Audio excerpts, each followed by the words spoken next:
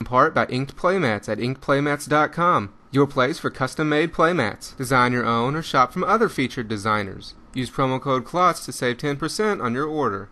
Inked Playmats, your game, your style. To do on their website, and come join us for a fun, friendly F&M environment.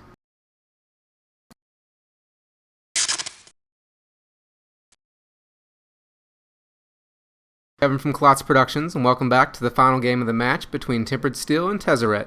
Tackett started the game off by playing an Inkmoth Nexus. He then put a Mox Opal into play, and then went down to 18 life in order to resolve a Vault Skirge. Escoza then laid down a Seachrome Coast and passed the turn.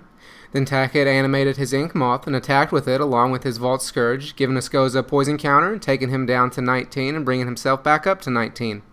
Escoza then put a Plains into play and passed his turn again. Tackett then made the same attacks as before, bringing Escoza up to 2 poison counters and making the life totals 20 and 18. Then post-combat, he resolved a Signal Pest.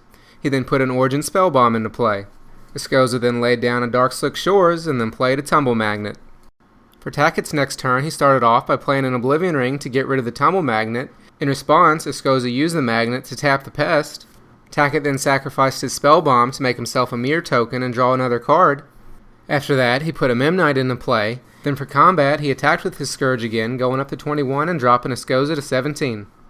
Escoza then laid down an island and then played a second Tumble Magnet. Tackett then played a Tempered Steel and then animated his Inkmoth Nexus. Then during pre-combat, Escoza used his Tumble Magnet to tap down the Signal Pest. So Tackett attacked with the rest of his team, which Escoza had to take, going down to 8 life and bringing Tackett up to 24. This also brought Escoza up to 5 poison. Escoza then used an Oblivion Ring to get rid of the Tempered Steel. However, Tackett drew another one right off the top of his library. Tackett then animated his Nexus, and then during pre-combat, Escoza used a Doomblade to kill the Signal Pest. He then used his Magnet to tap the Vault Skirge, so Tackett attacked with his other creatures, bringing Escoza down to 2 life and up to 8 poison. For Escoza's next turn, he resolved a Gideon Jura and forced attacks on him. Then during Tackett's next combat, he used the last counter on his Magnet to tap down the Vault Skirge, so the other 2 creatures hit Gideon, dropping him to 2 loyalty.